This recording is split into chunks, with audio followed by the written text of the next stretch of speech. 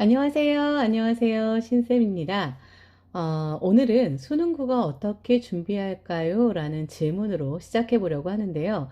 어떤 영상에 선생님 보니까 수학을 시키세요.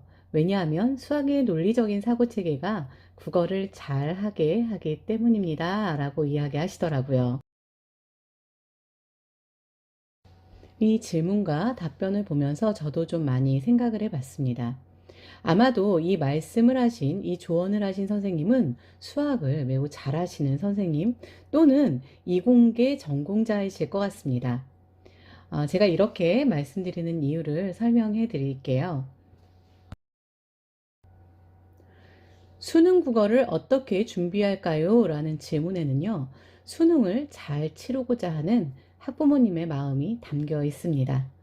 선생님의 지침대로 수능 국어를 잘 하기 위해서는 학생에게 수학 학원을 권유하거나 또는 수학 과외를 시킨다고 가정을 해 보겠습니다. 1년이 지난 후 이 학생의 국어는 정말로 향상되었을까요? 비문학을 정말 잘하는 학생이 되었을까요?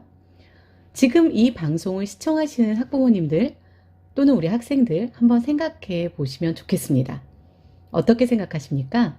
정말 과연 이 학생의 국어 실력은 향상되었을까요?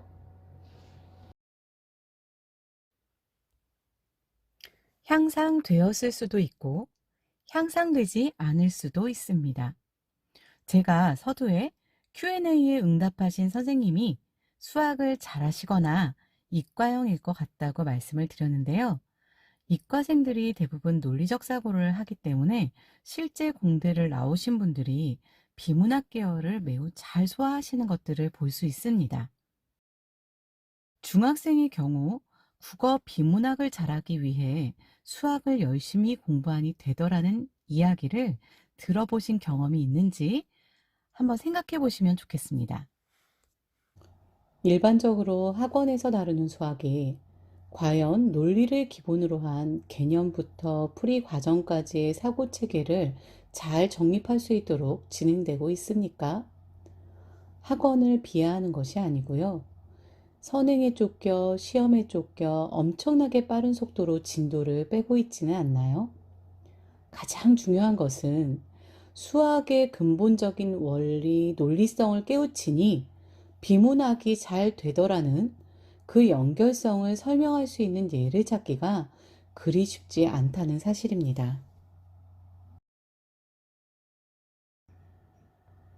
그렇다면 국어를 잘하기 위해서는 어떻게 하면 좋을까요?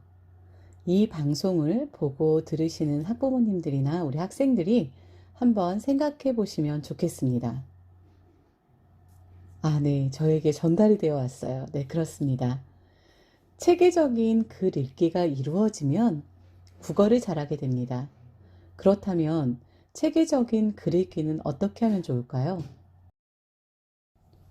우리는 이쯤에서 국어를 잘 하려면, 비문학을 잘 하려면 수학을 가르치라고 하신 선생님의 조언을 되짚어 보려고 합니다. 수학을 잘하는 사람이 비문학을 잘할까요? 네, 거의 그렇습니다. 그럼 거꾸로 비문학을 잘하는 사람이 수학을 잘할까요? 네, 그런 경우를 많이 봅니다. 이렇게 보니 수능 국어를 잘하기 위해 선생님이 주신 조언은 틀리지 않습니다. 다만 그렇다면 학생들이 비문학을 잘하기 위해 수학을 성실히 공부할 것이냐에 대한 문제가 남습니다. 가능한가요? 생각해 보시기 바랍니다. 너무 잘 아시겠지만 공부는 하루아침에 되지 않는다는 것입니다. 단발적으로 절대로 이루어지지 않기 때문에 나도 모르게 그만 이루어지는 습관이 학생들 안에 또 학부모님들 안에 스며야 합니다. 제가 조언을 드리자면 미취학 아동기 때부터 올바른 책 읽기를 시키십시오. 그렇다면 국어뿐만 아니라 수학까지 동시에 다 잘할 수 있습니다. 저의 경험을 토대로 예를 들어 말씀을 드릴 텐데요. 저의 학생을 보면 이런 경우가 있었습니다. 선생님, 우리 길동이 수학 성적이 올랐어요. 아무래도 선생님과 하는 독서 수업 영향인 것 같아요. 책을 잘 읽는 습관을 들였더니 수학 성적이 오르더라는 것입니다. 왜 그럴까요? 저는 그 이유를 이렇게 생각합니다. 생각하는 힘, 생각하는 근육이 단련된 것입니다. 생각의 가지가 뻗어나가면서 문제 해결 과정으로 접근해가는 과정이 독서를 통해서 훈련되기 때문입니다. 생각하는 힘을 기르면 문학도, 비문학도, 수학도, 사회도, 역사도 즐거워집니다. 유념하셔야 하는 것은 생각하는 힘 속에 질문가지가 있어야 합니다. 한 가지 말씀드릴게요. 수학을 잘하기 위해 내일부터 책 읽기를 시키겠습니다.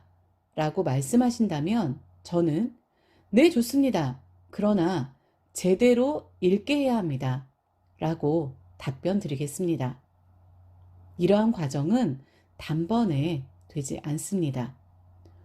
올바르게 독서하기가 안착되어야 수학도, 사회도, 역사도, 국어도 잘 하게 된다는 것을 염두에 두시고 귀가 얇아져서 오늘은 이렇게, 내일은 저렇게 방법을 바꾸어가며 자녀에게 혼동을 주지 마시기를 간곡하게 부탁드립니다.